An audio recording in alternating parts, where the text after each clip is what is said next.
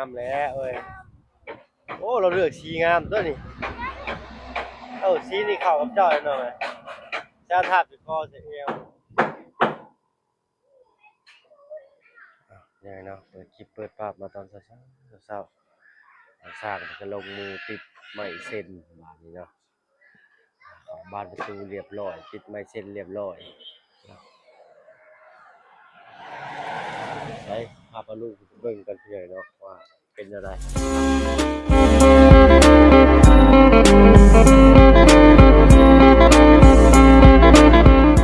ทายเลยพี่น้องน้องข่าวทายสบายดี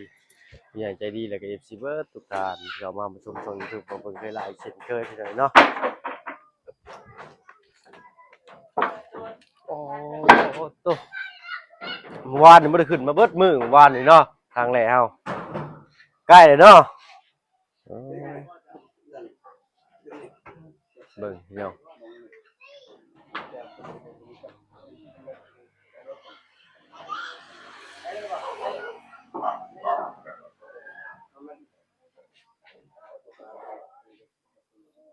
สองห้องเป็นห้องโถงนั่งเล่นพี่น้องทางนี้น้องจะดีเพิ่นเลือกห้องนี้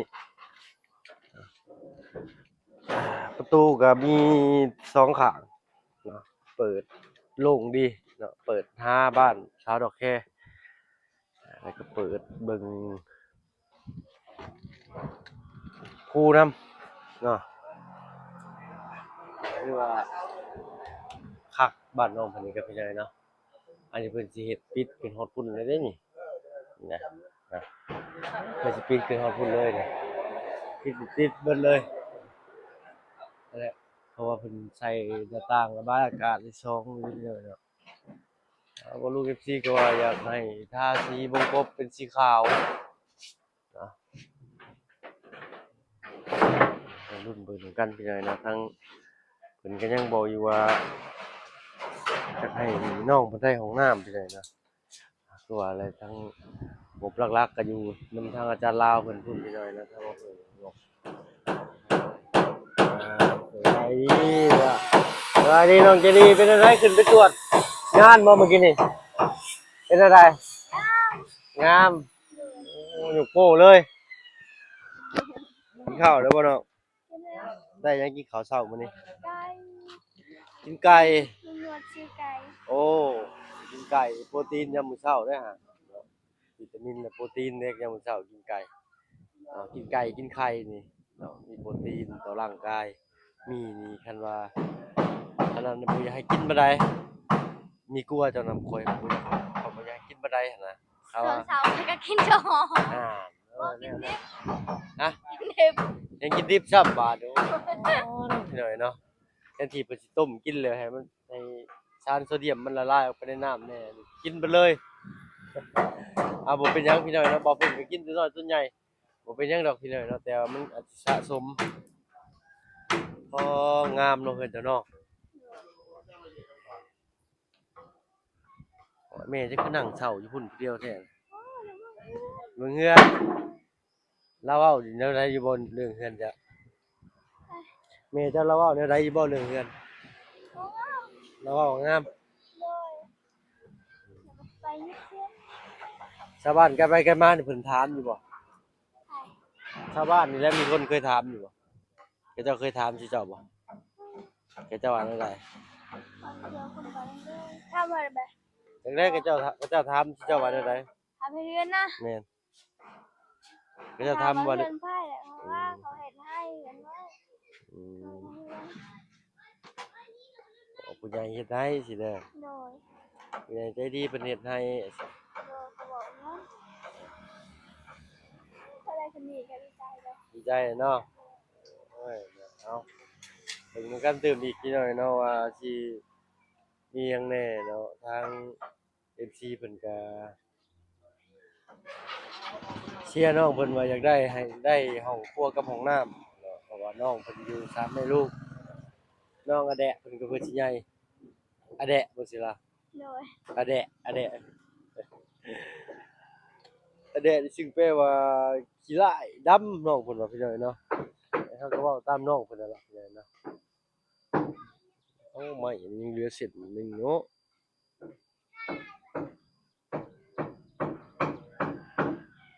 ไม่ยังไงนี่2-3 เซนมันไปเลยเนาะโอ้ยังอยู่พี่น้องวันนี้สิใส่ข่าวอยู่ข้างในเนาะแล้วก็มีประตูประต่างอีกไม่โอ้แต่ว่าสิเรือลายอย่างนี้เนาะ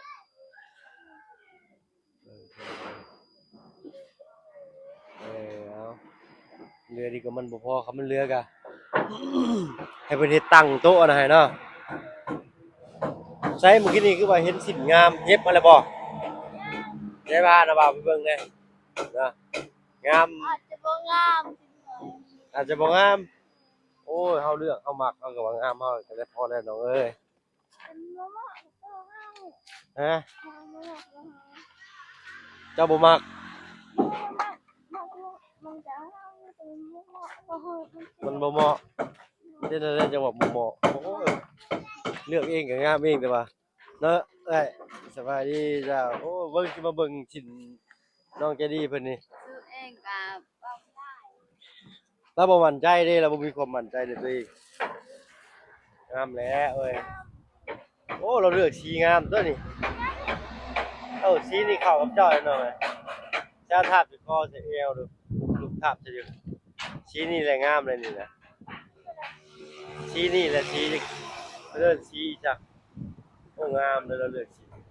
เราต้องพับเลยก็เอาทาบสิเอวยังบ่ได้เย็บบ่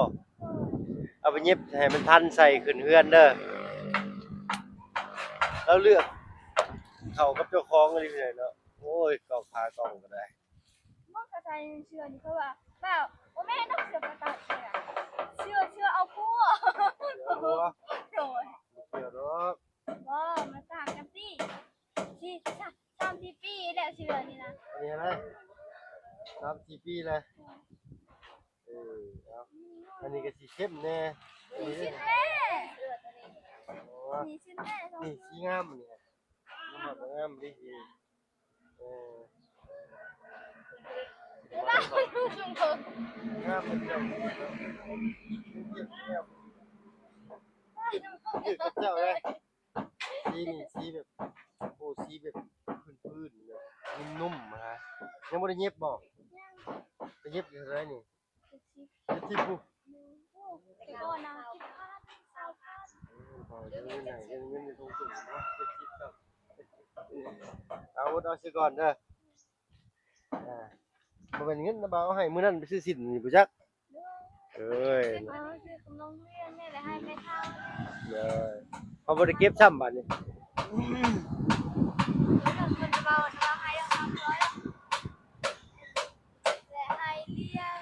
น้อง เด้อ เฒ่าผู้ละ10 โอ้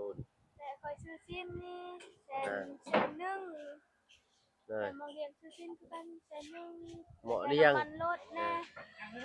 เราแบ่งให้บ่าวเพิ่งใช้น้ำมันรถอีกแสนหนึงพี่น้อยเนาะบอกว้าวบ่าวก็ไล่ให้จะทั่วเดินเนาะ แล้วนั่นนี่ซื้อของกินค่ะ เบิดเลยเอาบ่เป็นหยังพี่น้อยเนาะ ซื้อบัตรนั่นเอง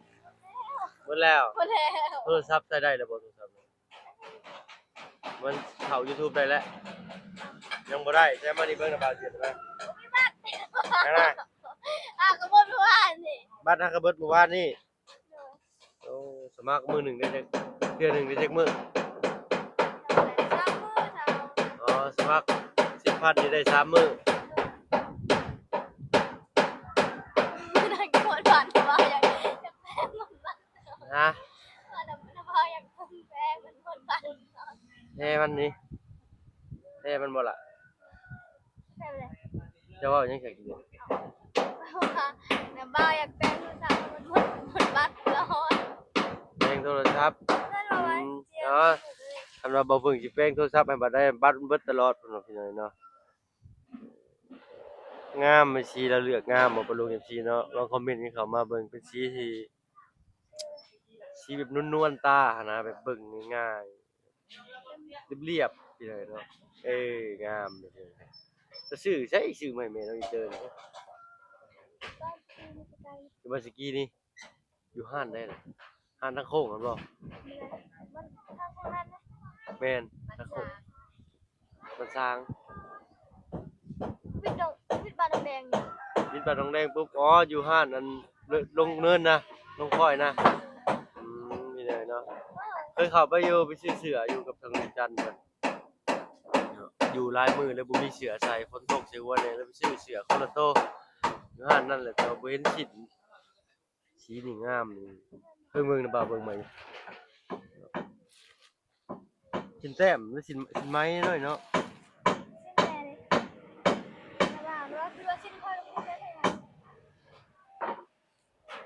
ใช่สินตัวใดมันถึงงามมันคนละแบบ ชินเป็นคนพูดแต่ขอเห็นงามนี่งามมันนี่งามมัน งามตีนมันตีนสิน แต่มันคือเป็นสีขาว สีขาวนี่นะก็ตัดออก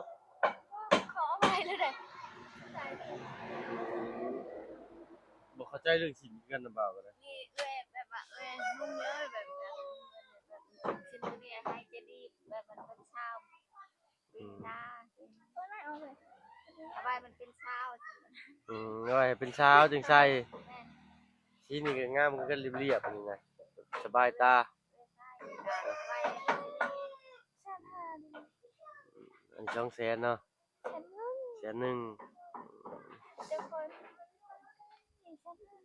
100,000หามันก็ต่างกันเนาะคือว่าแล้วพี่น้อยเนาะของมือตะกี้สินไม้แท้อะไรที่เป็นร้อยเว้นบ่อย่างงั้น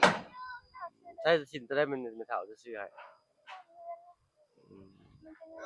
ตั้งแต่ซื้อสินเองได้จักพื้นเลยเดี๋ยวนี้ตอนนี้ตั้งแต่ซื้อมานี่ได้เออเฒ่าซื้อหรือเงินแม่แน่เงินมันบ่พอเด้อตอนนี้มีสินจักพื้นเนาะ2พื้น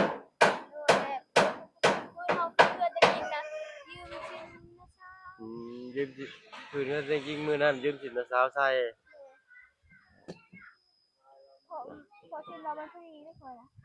เลยไม่เก็บเป็นระเบียบเรียบร้อยดีครับเลยเนาะงาม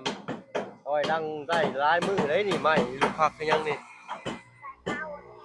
โอ้ไอ้กระเป๋านี่ก็แม่นบ่เอ้ยครับไม่แป้นนะไว้เพิ่นตีตั้งเลยก็ได้ถ้าว่ามันเรือเนี่ยถ้าว่ามันเรือเนี่ยไว้เพิ่นตีแค่นั่งนี่แหละเตียงเลยเขาเห็นชุดเองเขาเห็นเขาไปลองอยู่บอกเขาเห็นอะไรเขาใส่เขาเอาคู่ใส่เลยนะ เป็นยังก็ใส่ก็ใส่ได้นะใส่ลงวัดก็ได้ใส่ไปงานบุญบังไฟบ่ถ้าใส่ไปวัดฮะได้สิเป็นหยัง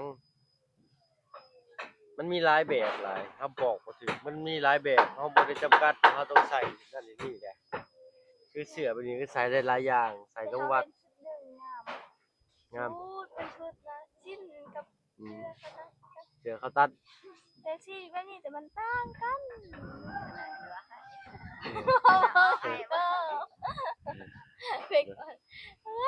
บ่ให้เบิ่งเลยว่าลุงเบิ่งนำเนาะธรรมดาเลยเนาะผู้หญิงกับเสื้อผ้าก็ธรรมดาเลยตัวนี้มันว่าแม่จักได้มาบ้านได้ใส่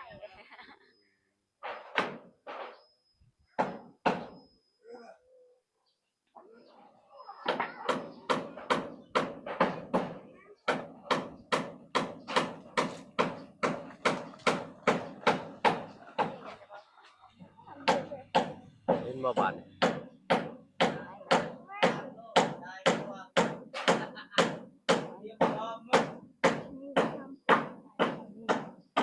เป็นพื้นนี่งามปลุงเบิ่งนำโอ้สินไม้ตัวนี้งามเลยเนาะรสนิยมดีเด้ ก็ได้แล้วเราเห็นมั้ยตัวนี้แล้วก็ใส่เอาตัวเรียบๆงามเหมือนกันเรียบงามเลยเอาแล้วแต่เจ้ามักเด้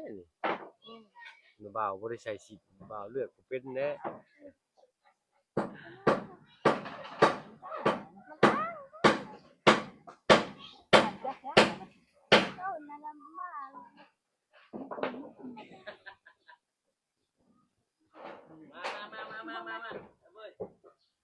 ม นี่ แต่เขาอยากได้หมดก็อยากได้หมดแต่มันบ่มีเงินรสนิยมดีขนาดเนาะงามๆเรียบรู้พี่น้องนะคือทางนี้เป็นใส่ส่งลายพี่น้องนะแต่ว่าเวลาไปงานแต่งงานดองคนใส่สีโอ้ลายเลยคล้ายๆคือบ้านเฮาเลยแหละพี่น้องแต่ว่าอันนี้ส่วนมากเป็นจริงเฮ็ดให้ชวนกันหลายกว่าก็บ่ค่อยเห็นคนเพ่นพ่านขี่รถแต่งตัวหวือหวาไปหันไปนี่คืออยู่ทางบ้านเฮาส่วนน้อยคืออยู่บ้านเฮาส่วนหลายกันขี่รถไปหันไปนี่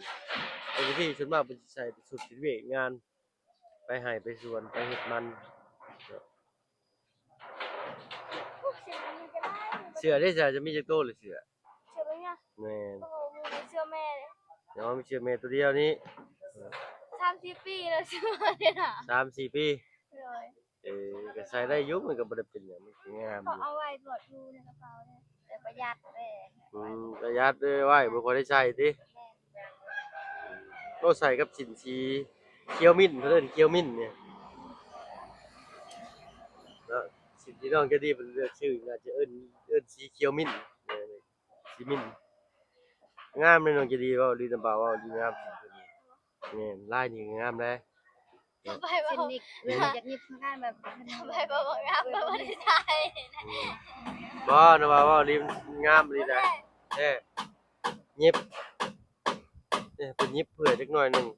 เย็บเผื่อจะใหญ่ขึ้นอีกเด้สินไม้นี่มีแต่เพิ่นเดียวแหละเลยไม่ยังเพิ่นเอิ้นนี่แต่สินไม้ค่ะกันสินไม้บ่เอ่ยนี่แม่นไม้แท้ๆนี่บ่มีสินเลยมีแต่สินร่วมกับสินดำนั่นน่ะแหละสองปืนกับเรามีแบบนี้สิน30,000โอ้ยใส่สำหรับได้เนาะแต่ว่าสิเมื่อมื้อนี้โอ้ฝนสิบ่ตกบ่แล้วเมื่อบอกยังบ่ฮู้คือกันมาห้างมาเอาไว้4มื้อเด้เนาะระบาว่าฟังเบิ่งก่อนเลยเนาะในเมืองกล้วยกาเลือกไปตัดให้โอ้น้องเมื่อบ่ได้ดอกน้องขี่รถจักรเมื่อขอบใจเอ้ยหลายๆเอาโยนขี่รถใหญ่เพิ่นนั่นแหละเนาะเมื่อพุ่นเพิ่นก็ได้มีคนกินคือเก่าโดยเมื่อตอนแรกก็ไปตัดให้เด้ก็บ่ไหวแล้วบ่เป็นหยังอยู่ฟังเบิ่งก่อนถ้าปูนเพิ่นมาส่งน้องเจดีก็ปูนบ่เปียกเพิ่นบ่น้องเจดีจะเปิดไปอยู่ปูนอยู่เลยปูนเอาปุ๊บไปฮะเขาเปิดมาสิมันไม่ได้เปียกสิบ่เปียกคนบ่เปิดบ่เปียกเนาะไม่ได้ท่าสร้างคนนี้แม่นี่คือมือได้ผู้ชายจริงพุ่นนั่นแหละครับบ่เบิ่งเฮ็ดว่าสิยังสิบ่พาเอามาพี่น้อยเนาะเพราะว่าวงกบมาจะได้เพิ่นก็ต้องเฮ็ดวงกบอยู่เทิงก่อนอยู่แล้วนะเนาะแต่ถ้าจะเล่าให้เขามาก่อนเอามาแล้วบ่มีบ่อนไหว้บาดคือสิละบาดปกติแล้วพี่น้อยเนาะมือไปสิเทมื้ออื่นนี่สินะเนาะคิดไว้แล้วแหละพี่น้อยว่าอนาคตมันลำบากเก็บปูนไอ้อย่างบ่มีคนย่อให้เพิ่นบ่ย่อเขามาไว้ให้แต่ว่ามาห้องนี่ก็ได้นี่คลิปสอบที่ไว้ใช้บาดให้เพิ่นจอดรถอยู่หั่นจอดรถอยู่หน้าเพิ่นน่าเฮือนนี่ล่ะให้เพิ่นหามันก็มาตารางเฮือนเมื่อวานนี่ฝนตกแฮงเมื่อวานเพื่อนบ่ฮู้บ่มีฮู้เลยคักเลยพี่น้องเนาะส่วนมากบ่ค่อยฮู้เลยพี่น้องเนาะถ้าฮู้สร้างเพิ่นรับประกันเคลมให้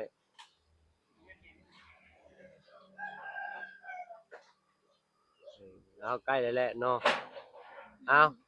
สำหรับคลิปนี้ถ้าว่าเพิ่งเลยน้องๆและน้องใจดีและทั้งแม่เพิ่นสิขอตัวลำลาแล้วเนาะทางน้าบ่าวไปหากินข้าวก่อนเนาะพวกคลิปหน้า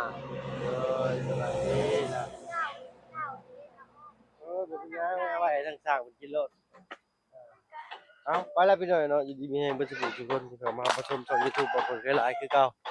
สำหรับคลิปนี้ไปแล้วพี่น้องเนาะสบายดีจ้ะ